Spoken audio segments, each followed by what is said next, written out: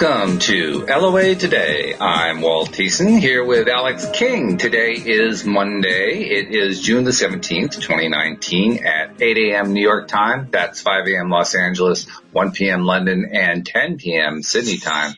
Wherever you are in the world, thank you for joining us for another episode of LOA Today, your daily dose of happy. And sadly, Louis D'Souza can't do this morning's show. He has a family emergency that came up.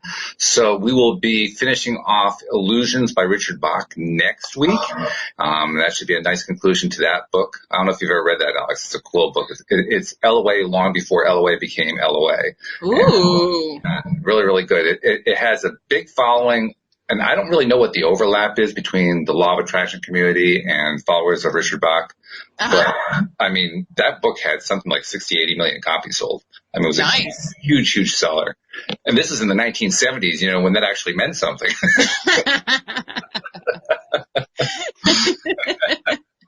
But, yeah, and it just lays things out so beautifully. It never uses the phrase law of attraction. Mm-hmm. That phrase did exist. Believe it or not, the words law of attraction, that phrase, date back to the mid-1900s. Wow. Can you believe that? I did not know that. I didn't know it either until about 2 years ago when David Barkey, who was one of my co-hosts back then, looked it up and found out, I think it dated to like 1859 or 1869 or something like that. So you were like 5. Yeah, right. Yes, and I was wearing skins and I was making fire, you know, by rubbing sticks together. So.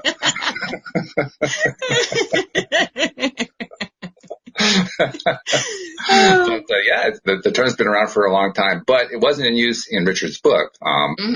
What he described, the book was called Illusions, a really good book. And basically it plays up the idea that everything that exists is an illusion. All these physical realities that we think we have are illusions, and if you're a master of them, you can actually create your own reality. Well, that's law of attraction.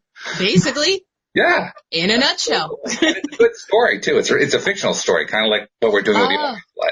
Nice. Yeah, so it's not like somebody preaching at you, well, this is what you should be doing. It's like, here's the story of how I was flying a biplane in the Midwest, and I met this guy named Donald Shimoda, and it's cool. It's a great story.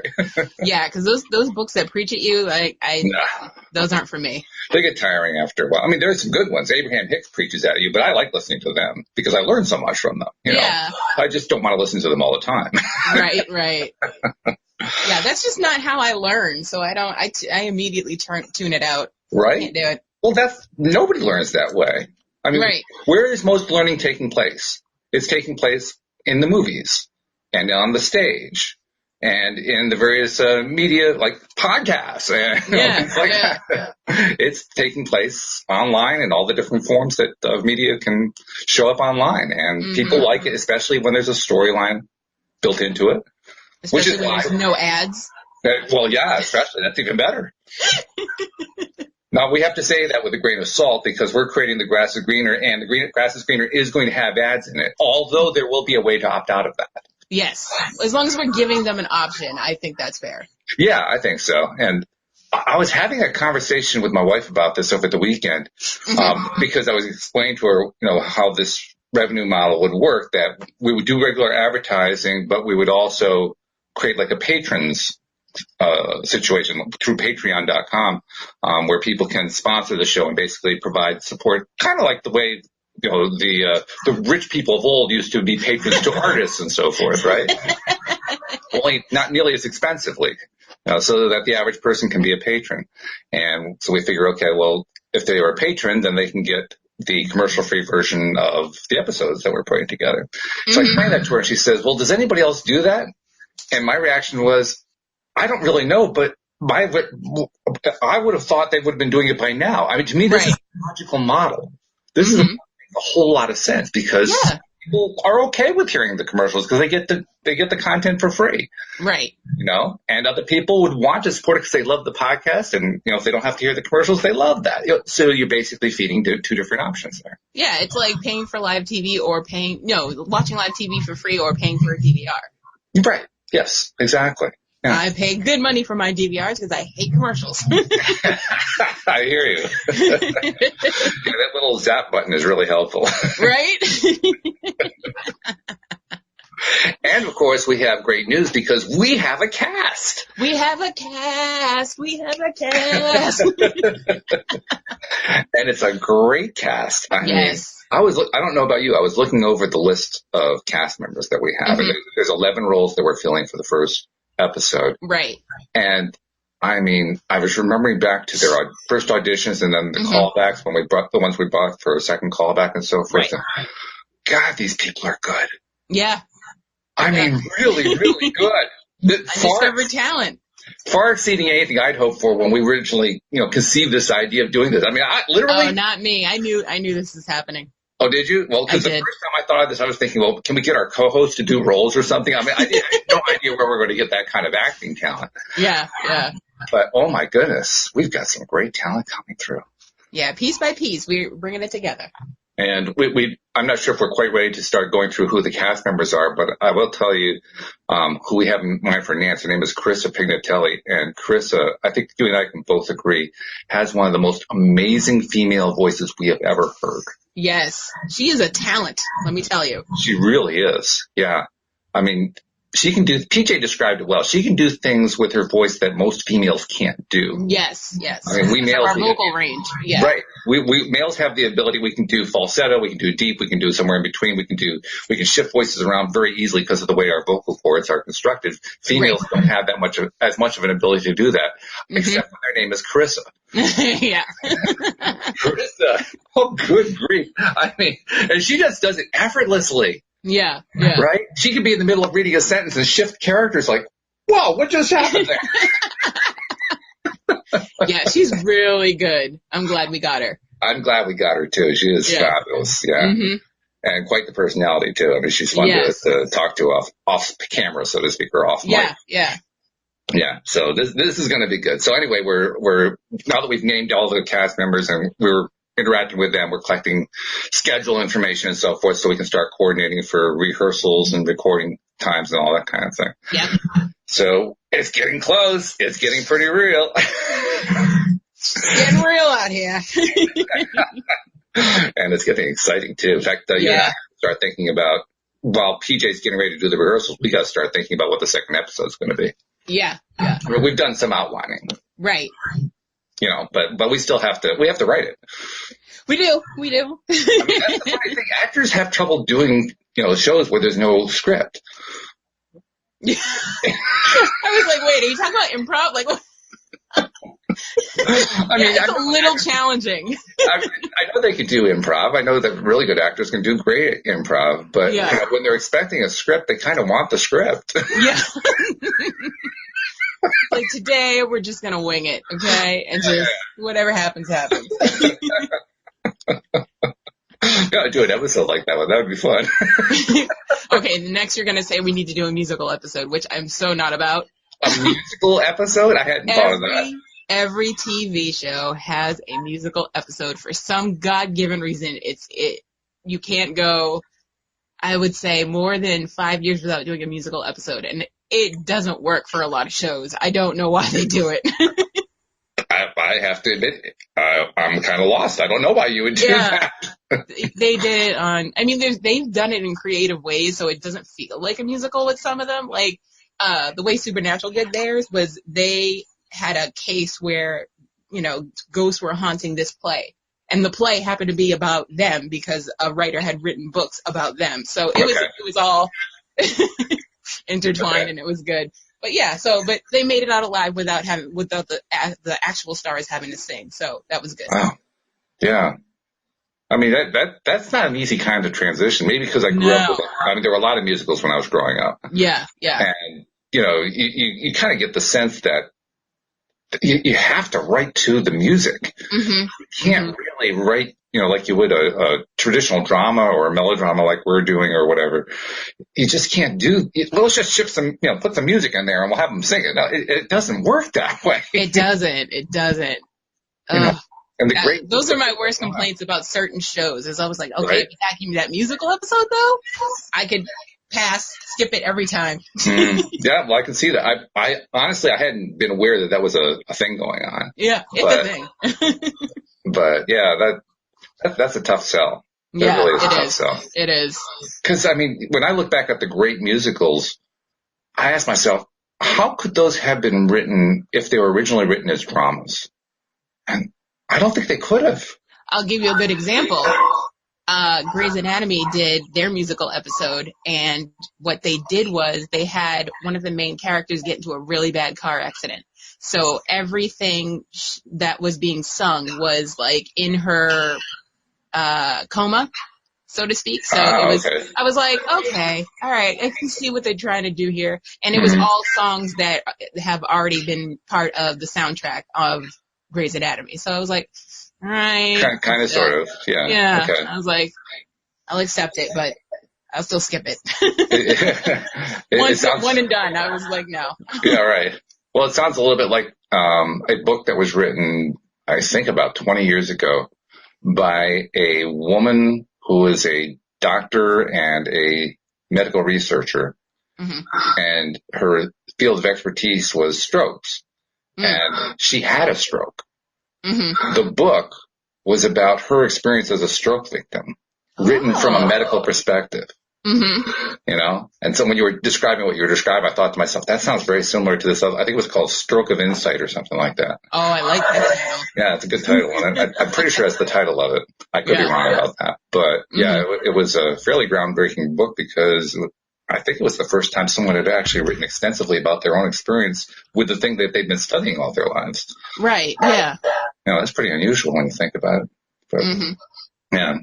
I have to ask you, you mentioned that there was a car accident. Did that, like, cue any ideas in your head for our episode? Let me think. Yes, it does now. It does now, okay. Because I can come up with ideas on the fly just because I watch so much TV. So I'm like, all right, how can we fit this in? Yes, we can do this. Yes. So spoiler alert, yes, there is something to do with the car crash in the first episode.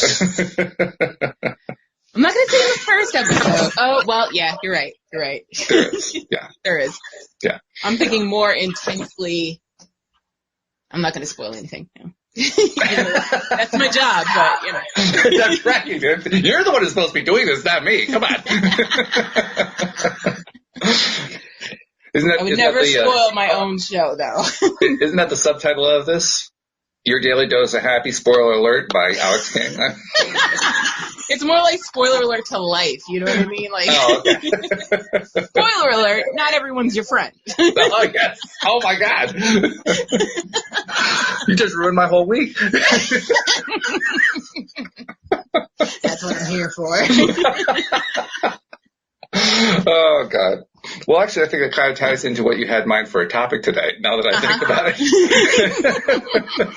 it. Agreed.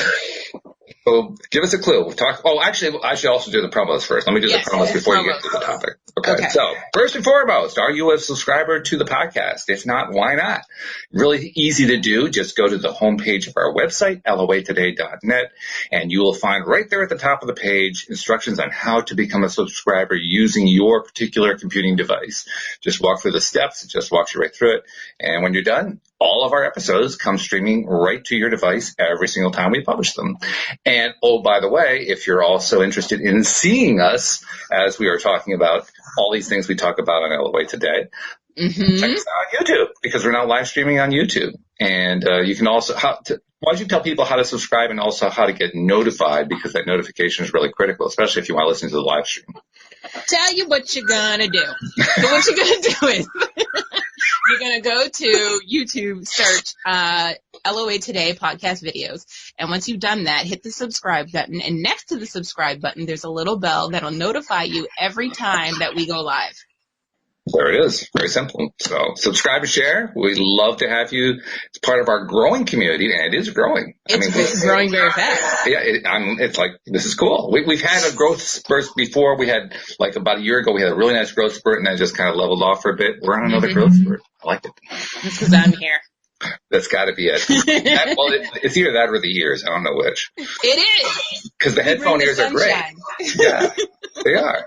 They're fabulous. So. Oh, and the other reason you want to make sure that you're subscribed is you get all the alerts about when we're going to be releasing The Grass is Greener. Oh, and but also you can go like our page for the grass is green. Is it a page or is it a group? No, it's a page. Oh, we have a page on Facebook. Yeah. Mm-hmm. Yep. Once we get the audience up, I think we'll create a group. So, like a discussion group so people can discuss the episodes amongst themselves. Yeah, that's a good idea. Mm-hmm. Well, you want to take it on creating the group and getting that started just so we have the template in place, so to speak, and then as people come in, we can guide them to the group? I'm going to wait a little bit. Maybe episode 3, and then I'll do it. Yeah, because it's a matter of like clicking 2 buttons. So. Oh, all right. Yeah. Hey, I'll defer to the social media queen. I mean, you know better than I do. I aim to please. So tell us what kind of a topic we have today. As usual, you came up with an interesting one that we had. I don't think we've really actually gone after this one before. So tell us about it. No, we always do the opposite. Because we're so used to taking negatives and making them into positives. Mm-hmm. We want to figure out stuff for ourselves and asking for a friend and such. So today I wanted to talk about apologizing because we always talk about having toxic people in your lives, what to do with that situation, people fixers. We've talked about that. And now we should talk about what to do if you're the toxic person. Like what responsibilities do you have? Oh, well, none of our listeners are toxic. Some of them are a little salty, but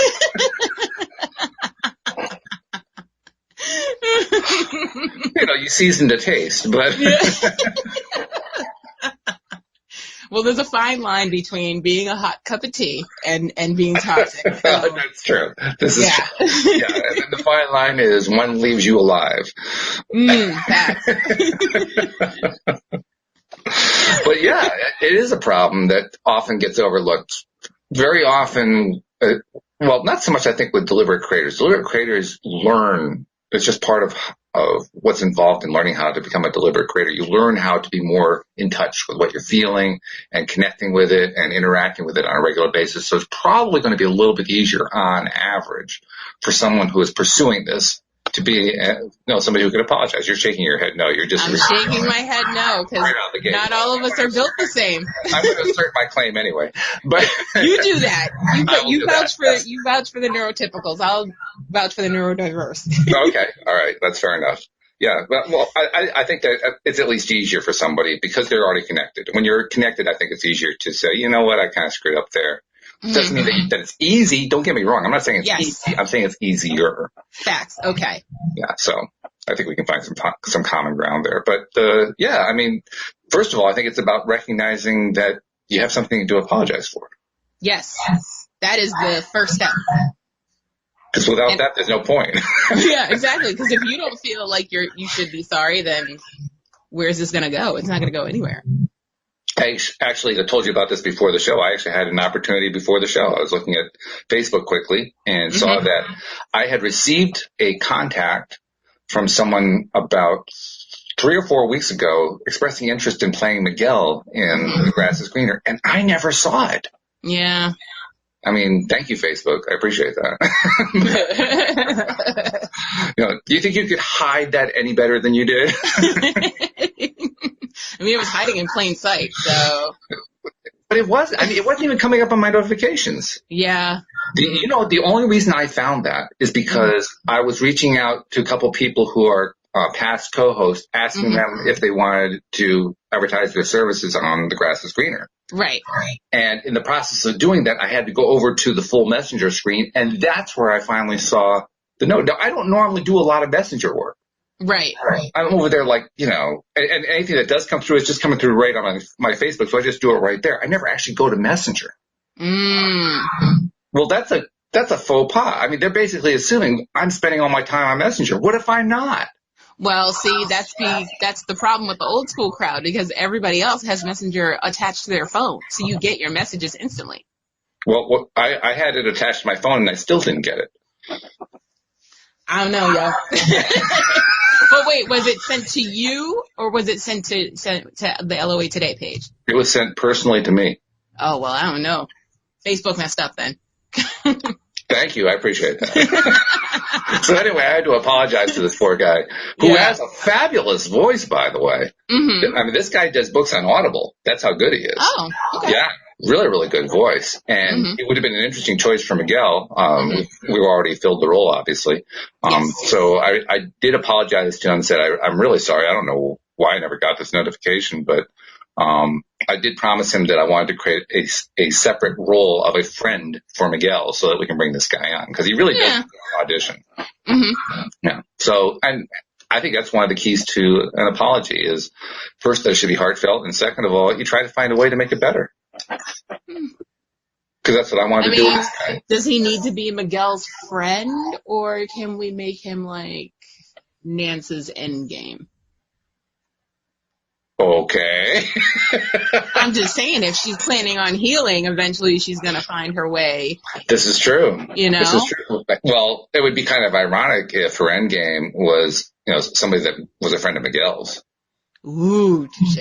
That can be a little messy. That can be a little. Oh, come on! Everything we're writing here is a little messy. I mean, for Nance, like that's just messy in general. Like you don't take your ex's friends.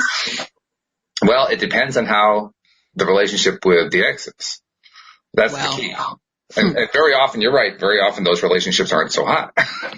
I could never date one of my ex's friends. I could never date one of my friend's exes. It goes both ways. I couldn't do it.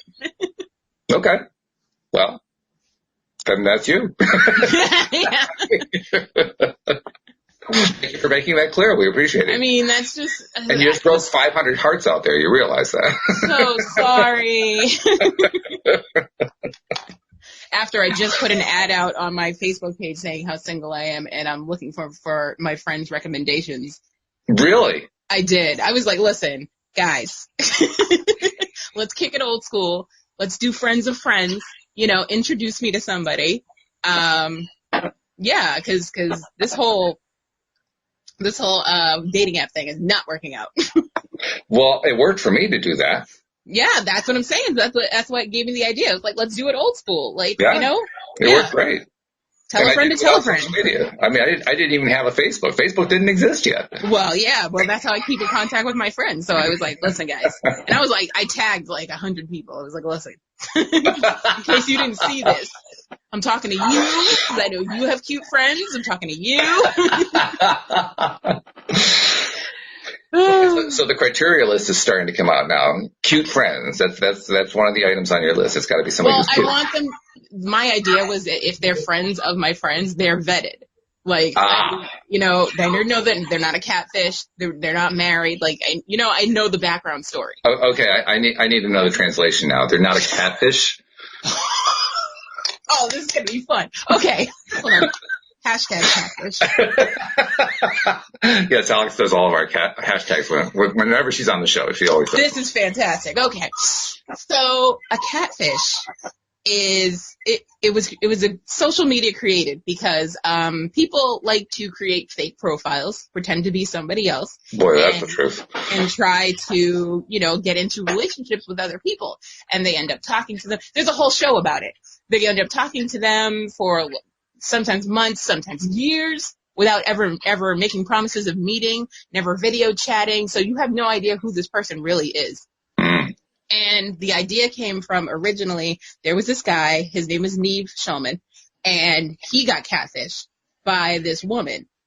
So he decided to do a documentary on basically finding out who this woman was and what her reasoning behind it was. And then it turned into a show on MTV where he does it every week. He helps other people, they're like, oh, I've been talking to this person for, 2 years, and I've never met them, and I need to know who they are and what's going on and where this is going to go.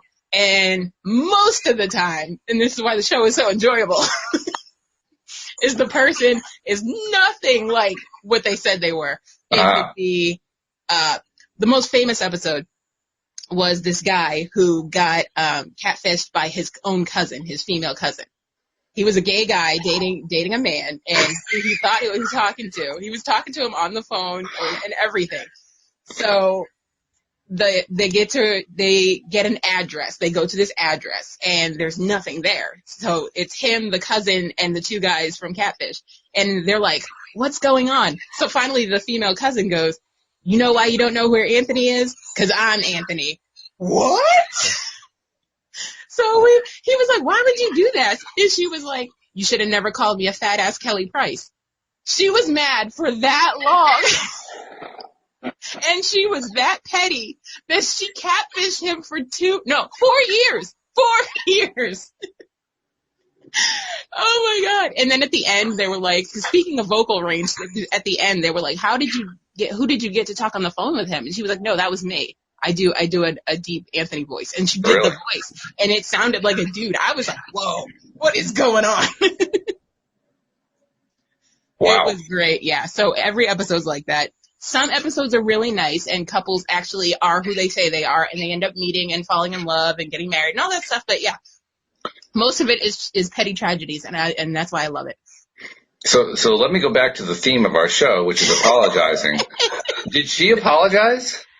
Eventually, like they always go back, like after, 3 months or 6 months, they go back and see how they're doing. And, they still weren't talking. Like the two cousins still weren't talking. And then like they did a reunion show like a year later and they were back talking. So she, did eventually apologize.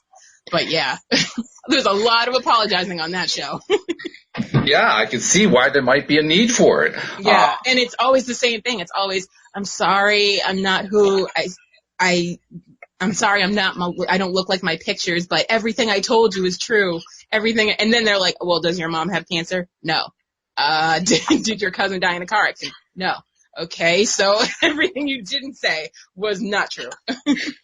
So I'm going to take a little bit of a leap of logic here and point out, and I'm going to point to a very famous person, but it isn't just about the famous person. It could be a lot of things. Yeah. This is how you end up with a Donald Trump as president. Factual. Right? You keep putting out there, I'm going to deceive people, and you get somebody who deceives people. What a shock. Yes. Yes. I mean, this is not a difficult math problem, folks. No. So you got to be really careful about what it is you're going to put out there. And more than that, you got to know your friends, or in this case, your relations. Well, that's the thing about the internet. Anybody could be anybody. The internet, yes, but he presumably knew who his cousin was. And he knew who his cousin was, but he didn't know she was mad, first of all. He didn't know she was mad for 4 years. He didn't know that she had this much petty in her to do this. And that's why it was so great. I shouldn't be laughing at people's tragedies, but it's funny. People do it all the time. That's what television's for. Oh, that's how they make money now, because every reality show is about laughing at people's tragedies. It was one of the reasons why I created LOA Today. Yeah, because there was so much out there, you had to counteract it. I needed something to, feed my soul after turning off all of those television programs I couldn't stomach anymore. I know. Like, what do you watch? Like, there's nothing left. There's not a whole lot. I mean, you do a lot of DVR. That's about all I can say. You're playing the same program over and over again because that one's okay. Yeah. Oh, my God. And then here we are creating The Grass is Greener, which is fairly melodramatic. It's got some fairly messed up stuff going on. But that's life. That's what life is. So we got to, bring it to the light. Well, you have to have that as a starting point. I think life is about growth, and that's what we're really focusing on. Well, that's the main point of this show is growth. Yeah. Because any kind of show, television, movies, radio, old-time radio, any kind of show is more interesting when the characters grow, I think. We've talked about that before. Agreed. Yeah. Because it's almost like providing role models. Yeah. Right? How do you grow if you're up, people post all the time about stuff they're stuck on, right? Yeah. Not just in law of attraction groups, all over the place. They're stuck on all kinds of stuff. And they aren't quite sure how to grow out of it. In some cases, they don't want to grow out of it. Yeah, they're comfortable. They're complacent. That's right. Yeah. Well, if you've got a role model showing you how to grow out of something, now at least the option's available. You don't have to choose to grow out of it. You can stay stuck if you want to, but at least now you have an idea of how to get out of this, which is critical. I mean, consider how many people grow up in dysfunctional families and they don't know because they don't have a role model how to do something differently. That's really what goes on with our main character. Our main character grew up in a dysfunctional family, and she didn't know how to behave differently to get her to avoid the kind of situations that we get her in.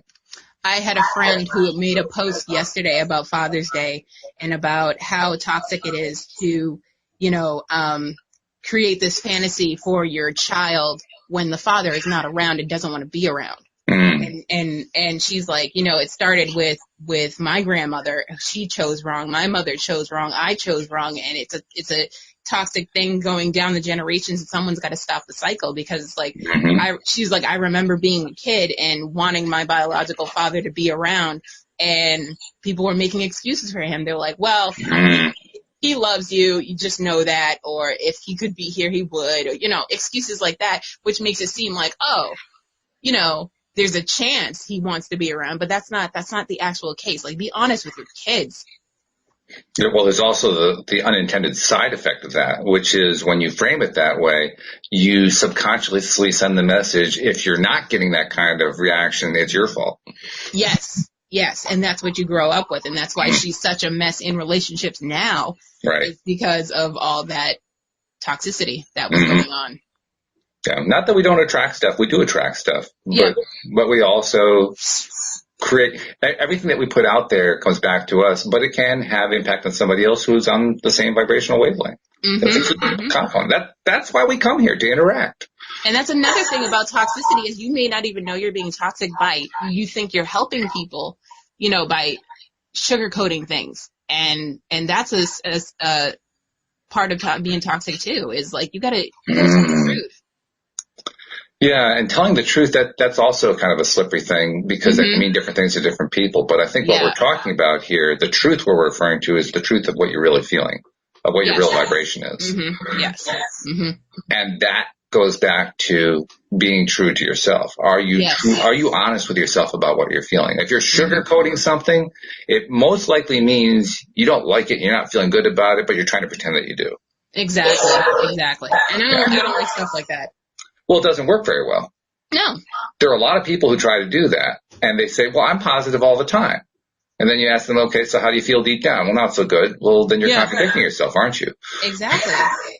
And you're probably making yourself not feel good, because you have to, and I speak from experience, is when I went through my depression, like, I had to put a mask on. I had to put my face on and pretend I was okay when, I was going through the hardest times, and I was like, I'm sitting here in front of people and I'm smiling and I'm laughing, but to be all the way honest, I want to be curled up in my bed, with my pillow and just crying. And that's all I want to do. Which makes sense. Yeah. Yeah. And that is something that sometimes you just have to give that mask up. Sometimes you just have to block. Yeah. Because it's a defense mechanism. It's a way of protecting yourself while you're trying to recover, while you're trying to heal. Yeah, but it becomes an unhealthy habit. Because you never get to the healing part, because you're putting on the persona that you're fine. Right. And then when you go and, off the deep end and end up hospitalized or whatever, and your friends are like, whoa, what happened? You never said anything, stuff like that. And it's asking for help is a big thing. Like, you have to, it doesn't matter if you're comfortable, but if you need help, you should ask for help. There's plenty of ways out there. Like, people, repost all the time, like, if you need the suicide hotline, or if you need PTSD help or whatever, there are hotlines. They even have text messaging now in case you don't want to talk to a person, because not everybody is good with talking to people. So now you can text the suicide hotline and work it out that way, but always ask for help. All this leads me to a thought that probably wasn't what you had in mind when you came up with the topic, but it seems to me it fits beautifully. I want to ask you if you've ever done this. I've actually done this on like one or two occasions, but it's not something I've done a lot, and I don't think most people do this at all. Have you ever apologized to yourself? I don't apologize to myself, but I do say it's okay. Okay. So I feel like that's a form of apologizing, like just letting yourself know, like, it's okay, it'll be fine, I think that it can be useful to actually say the words "I'm sorry" to yourself. I also think it's important to follow up with what you want to feel instead. And I say that not just to point out what I think is a better way to to deal with stuff like this where you kind of trip yourself up. Mm-hmm. And you need to release it a little bit. Mm-hmm. That's where the initial idea of the apology comes from. But Mm-hmm. it's also about identifying what you want instead, saying, you know what? I am making a pact with myself. I'm not going to go there anymore. And the reason I think that's important, first of all, it helps you. It helps you get into a better place. Secondly, it provides a pattern for a different way to apologize to somebody else. Mm-hmm. Mm-hmm. Like with the guy who I don't know why I was apologizing. Facebook should apologize to me, but I apologized to the guy because I did miss his message, and I tried to make it up for him. So I apologized. I'm sorry that I missed it, and by the way, here's the way I want to try to make up for it. Here's how I would feel better if I can in some way create a role for you. So that's what I offered to him. I want somehow to create a role to make up for the fact that I missed it when he was trying to apply to be a cast member. Yeah. Now, was that a major hurt that I did to him? Probably not. I mean, you especially if you're an actor, you put up with rejection all the time. Yeah. It's just part of it, But by the same token, I think it's the right thing to do. Mm-hmm. I agree. And the more that we spend time trying to heal ourselves through forgiving ourselves, because that's the other side of apology. The other side is forgiveness. Yeah. Forgiving ourselves for having screwed up. It also makes it easier to forgive somebody else when they screw up toward us. Mm-hmm. And it makes it easier to apologize to somebody else and follow up with a way that will help smooth things over. It basically gets our mind into a different track. Because so often, whenever we're dealing with something that was unpleasant or a hurt or something like that, we stay stuck in the hurt. Mm-hmm. Even with the apology, Yeah. Mm-hmm. Somebody will say, I apologize, and the other person says, okay, thank you, and deep down they're saying, yeah, they're full of crap. Yeah. Because they're not no actual gain, right? Yeah. There was no actual improvement there. Yeah. It was all on the surface. And there's also the side of the person who keeps apologizing over and over again for the same thing. And it's like, okay, I accepted your apology the first time, but because you did it again and a third time, I'm not really feeling like you're sorry. Because you keep doing it. So who are you trying to convince here? You or me? Exactly. Like, who are you really talking to? Like, I'm sorry, it'll never happen again. But it does. So if you're one of those people who apologizes over and over again, you're a good candidate for apologizing in the mirror. Right? Yes. Because really, you're trying to forgive yourself. Yes. And try to make yourself better so you won't repeat the same mistakes. Yeah. Mm-hmm. So maybe start there. That's the better way to do that. Mm-hmm. This apologizing thing is actually more complex than we give it credit for. Facts. If it was easy, everybody would just do it and get over things. My bad. Okay, let's go out to eat. I brought snacks. Well, you just brought something else up. My bad. That's a phrase that's been around for a few years now. Yeah. And I always got the impression, you tell me if you think differently, I always got the impression that was pretty surface. It can be. But I feel like that's the starting point. I feel like that's the beginning of the conversation. Like, it's like somebody will say, okay, this is how you hurt me. And you say, my bad. I didn't mean to. You know what I mean? It's the beginning. Like, you don't just say, my bad, and keep it moving, because then you don't really care. Well, that's what most of the time that I ever heard somebody use the phrase, that's the way they used it. Yeah, exactly. Like, let's get off this topic as soon as humanly possible. Exactly. No, you got to follow up with a real apology. Like, I didn't mean to make you feel this way, blah, blah, blah, blah, blah. Mm-hmm. Yeah. Yeah. So that apology, boy, this apology stuff is complicated. Mm-hmm. Mm-hmm. And then you get the half butt apologies.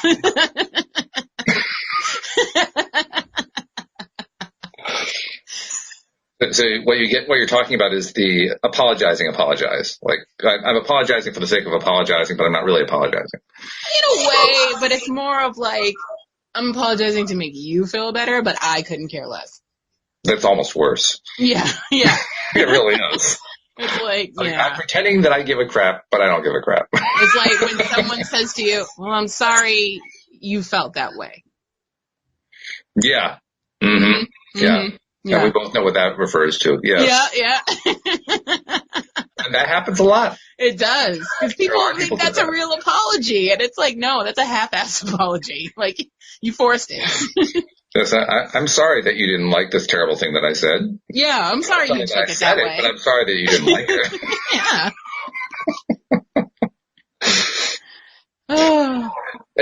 Well, it's actually an interesting line right there. Mm-hmm. Because let's say, I'm going to create a scenario here. Mm-hmm. Let's say you're a parent. Uh-huh. And you have a 2-year-old who has a tantrum. Mm-hmm. And as the parent, you really can't take the tantrum seriously. You know perfectly well this is about the kid trying to, steal some energy or get some attention or something along that line. It's really not about, how terrible they're being treated or something like that. Mm-hmm. Yeah. So you might say something like, well, I'm sorry that you feel that way. Yeah, yeah. Are you really apologizing for whatever the hurt is? Is that a bad thing that you're not apologizing for that? No, because it's not you. It's how they're feeling. So that's what I'm saying. The line here is a little bit fuzzy. It's like when is it crossing the line? When is it appropriate not to cross the line? It's not quite clear the way we're framing it yet. I mean, if you actually feel like you did something wrong, then don't use the half-ass apology. There you go. Make it legitimate. But here's the question. Is it appropriate ever to do the half-assed apology? I mean, yes, you say, I don't feel like I am responsible for your harm, for you feeling hurt. Mm-hmm. Okay. Well, Abraham teaches us that we're really never responsible for the other person feeling hurt. They're the ones we are all in control of how we're going to feel about any given situation. They're the ones who are responsible. Okay. Mm-hmm. And this is another fuzzy area that creates confusion, particularly among Abraham followers. Well, does this mean that you really can't hurt someone else's feelings, that they can only choose to feel hurt? And so you can just do whatever you want to just, be pissed ass, mean-spirited and all that kind of thing? Yeah, I feel like that is toxic and messy. Like, you can't live your life like that. Well, it's Donald Trump, Exactly. But I think the point that they're making is the vibrational response is yours. Mm-hmm. The vibrational output is theirs. And this is what I try to keep in mind where somebody like a Donald Trump or anybody, I'm picking on Donald Trump because he's the president, but it could be anybody who engages in this kind of behavior. Somebody who puts out stuff like that. Mm-hmm. The perception that others have is that, well, they do it with impunity. Mm. But that's not the reality. Yeah, sometimes they just don't know any better. Well, more than that, it's not like there's impunity. It's not like they never pay a price for it. Mm-hmm. They're constantly paying a price for it. Yes. You may not see them paying the price. And that's what you got to consider. Yeah. I mean, I often, this is something I agree with Abraham about. I think we're much too litigious. I think we're too concerned with laws and rules designed to deal with the fact that I'm afraid about such and such. I'm not saying that we shouldn't have any laws in place at all. I'm just simply saying we place too much emphasis on them. Mm. Because the idea then becomes, well, we have to put something in place to prevent people who I'm afraid of from doing the things that I'm afraid of. Yeah, but it's like not everybody's afraid of the same thing, number one. Number two, it's like who's in charge of what now? Because like everybody's like, well, if we're going to make a law for this, we got to make a law for that. And then there's both sides to each story. So it's like, so we're just all end up arguing on the news. It's a mess. Well, hopefully not arguing on the news. That's really bad. I mean, in my opinion, anyway. Yeah. Some people live for that. Hello. People like Donald Trump. I mean, he loves the fact that, something like, I don't know what the numbers are, 80 million people hang on his every tweet. That's because he's an irresponsible tweeter. That's why. So what does that make the people who are following him? Just as messy as us, because those are my people. Those are my same people that are watching reality shows. Like, we're all waiting for the crash and burn because we want to see it go down. Well, some of them are also people who really like him. They really like what he's doing. Well, that too. That's the other half. Yeah. More than half. Probably like, 80%. Probably. Yeah. They're like, yes, I really agree with this. And then among the crash and burners, there are the people who are watching for the tweets so they can write about it and really, really smash Donald Trump. Trolls. you know. Yeah. Well, actually, we also call them journalists, but nevertheless, it's the same thing. Journalists are trolls. I'm sorry. They were the original trolls. That's what happened.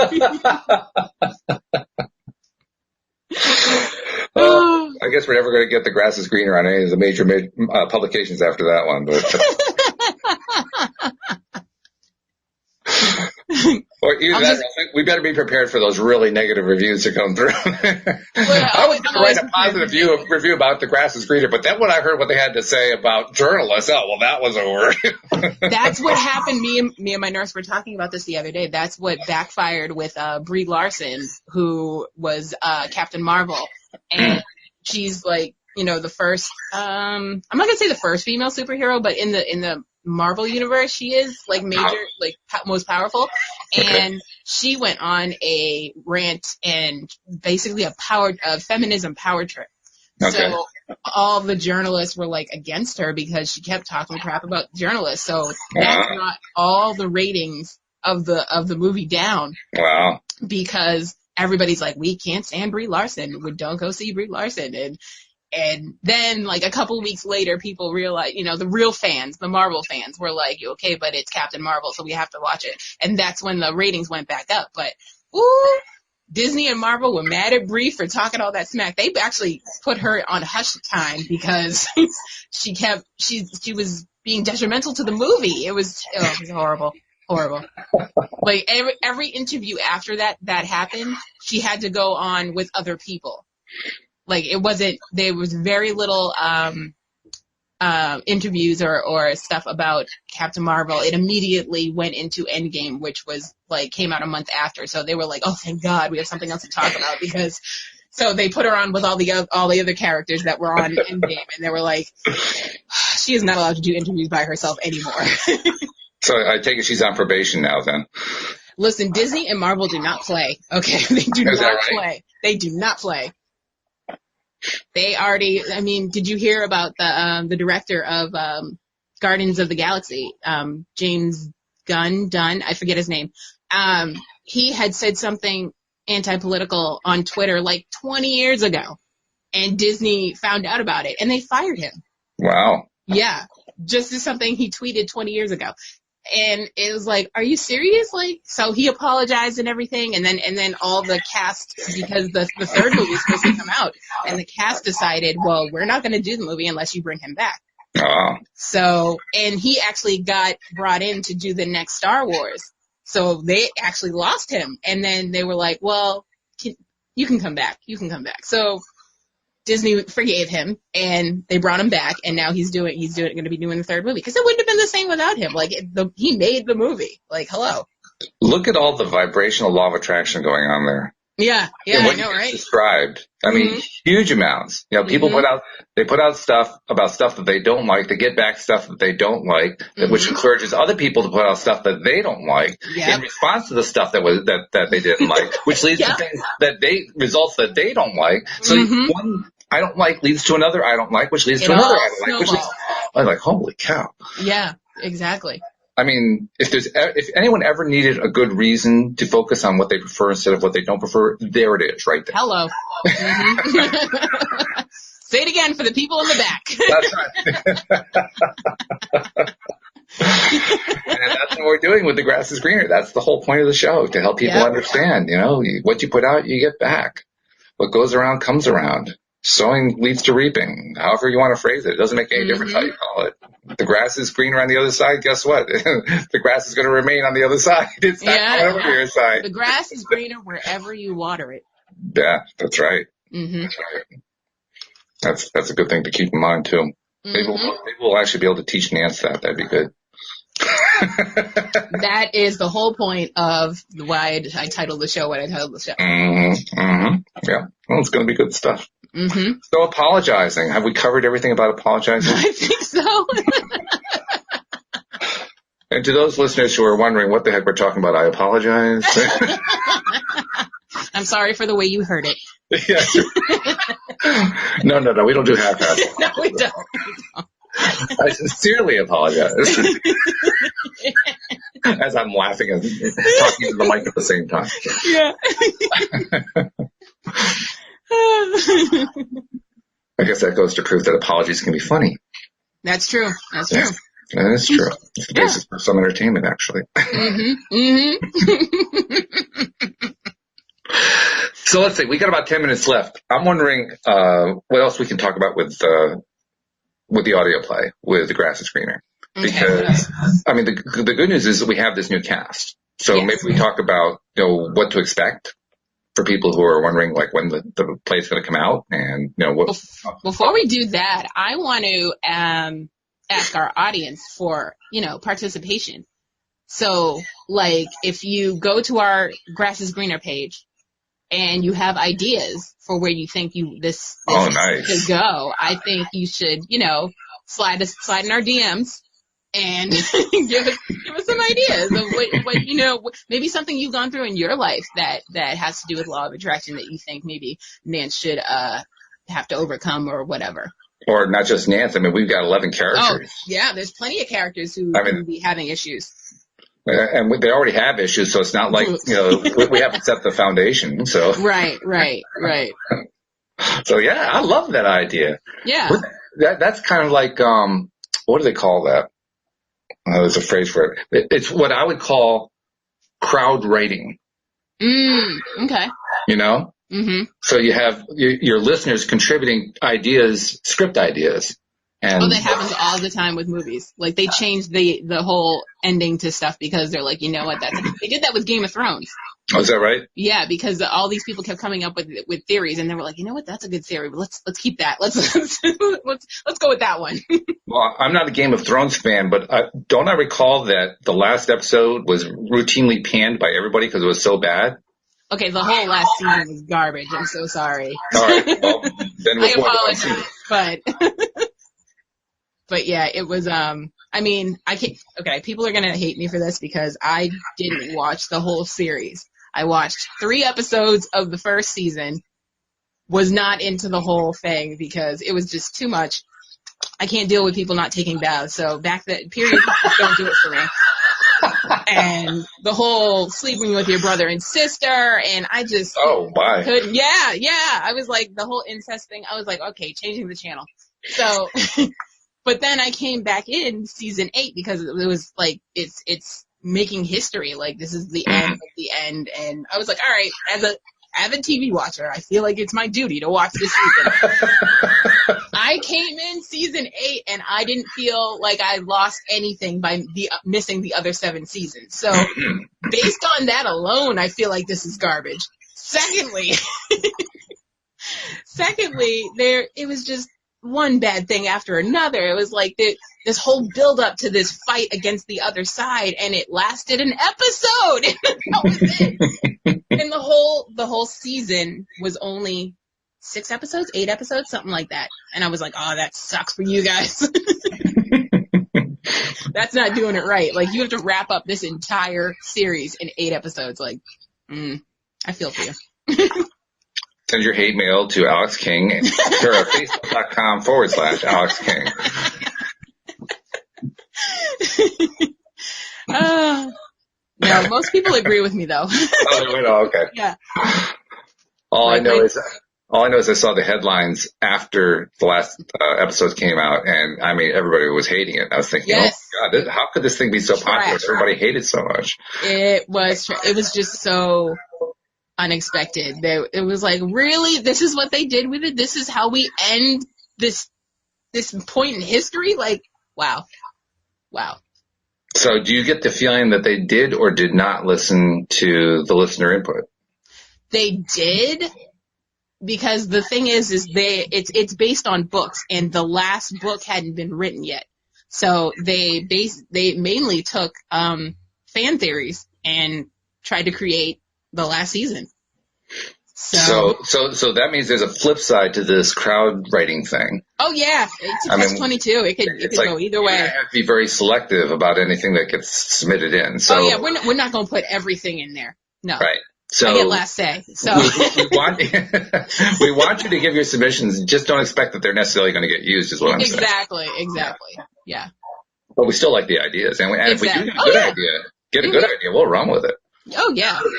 Exactly. We did that the other day. I had a dream and then turned into a whole sequence for the second episode. Oh, it is beautiful. You know what the best part about that was? I don't want to spoil it, so I won't tell people the details of it. But as I'm describing it to you, remember that day I was talking with you, and as I'm describing it to you, the idea of it becoming a nightmare sequence just came out. I didn't even come as an idea. It came out of my mouth. Literally, as it came to me, it was just going through my mouth, no processing whatsoever. And that's what made it better. Because at first I was like, okay. Then you were like, but it's a nightmare. And I was like, oh, yes, love it. And it's funny, PJ had the same reaction. Yes. Oh, fantastic.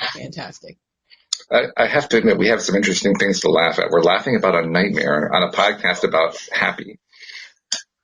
Like, okay. Well, we're also laughing at people's misfortunes on reality shows. So yeah. You get what you get on here. I mean, it's especially with me, it's 100% straight shot, no chaser. This is how it is.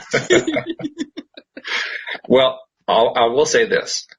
If we understand this world that we live in as being an illusion, and we maybe said that earlier, and it is an illusion of our own creation as what I'll call a source energy community. We all contribute to this. People who were here in the past were contributing to it. People who are in the non-physical contribute to it. There's contributions coming from all over the place.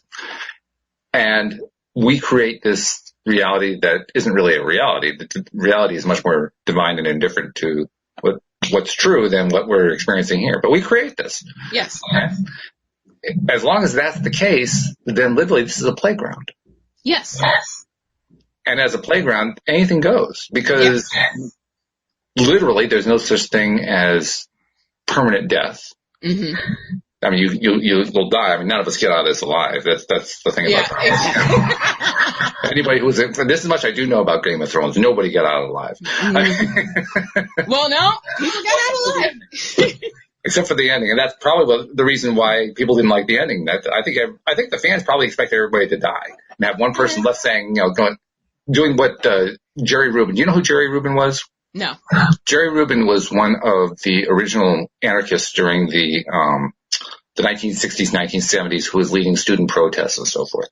Now, how would I know who that is? I'm not expecting that you would. I'm just simply saying that's who he is. And he was once interviewed asking, you're trying to bring the system down. You're anti-establishment. You're trying to end all this stuff that you're against. What happens if you pull off your revolution? Then what? Then what happens? And his response was, well, I don't know, man. Maybe we just kind of sit there and groove on the rubble. Fantastic. So that's why I had to bring Jerry Rubin in, because I thought that's a great answer. I love it. It's probably the most honest answer. I'm going to use that in life. In life? Yes. I'm just groove on the rebel? Yes. I'm just going to be like, no, man, we're just going to groove on the rebel. Well, that's your thought in mind. I will ask you, in the last minute that we have left, do you have anything, I know you don't have anything left in terms of what you're podcasting about, spoiler alert, but do you have any spoilers that you want to share with us before we sign off for the day? I do have, I will let you know that if you're missing spoiler alert, I do have a group on Facebook I just changed the name. It used to be called Alex in Wonderland TV for group for TV fanatics, but now it's called Spoiler Alert for TV fanatics. Okay. And so you can just go to the group, and I always share all the information, character changes, show endings, show premieres, all that stuff. And my favorite thing to do is do the in the fall it's pilot season. So I like to post the videos, the trailers of all the shows that are going to premiere all season. Okay. So you know what you're getting into, if you're going to like it. Should you put it on your DVR? Should you not? And that's my favorite season. So spoiler alert isn't actually dead. It's just been resurrected on Facebook, that's all. It wasn't resurrected. I started out with the Facebook group, and then I was like, you know what? I should make this a podcast. Oh, I see. So then I started deviating from the group because I was like, I didn't want to double share, and I wanted more people to listen to the podcast, so I stopped sharing so much on the page. And then once I canceled, spoiler alert, I was like, you know what? I'm just going to put it all on the page. Well, good. I'm glad you got back to it, because that's basically the root of where it all came from. Exactly. And that I have time for. Yeah. Because that takes 2 seconds. Even when writing scripts for The Grass is Greener. Yes. That's a good thing. So. Yeah. Well, thank you for sitting in for Louie today. I'm no problem. I'm always on call. I'm a short order cook. I can be ready at any time. You are, and I rely on you. You're better than my left arm in that sense. You're always. I know, right? Great. Thank you so much. Thank you to our live stream listeners. Thank you to our podcast listeners as well. We will see you all next time here on LOA Today. Goodbye, everybody.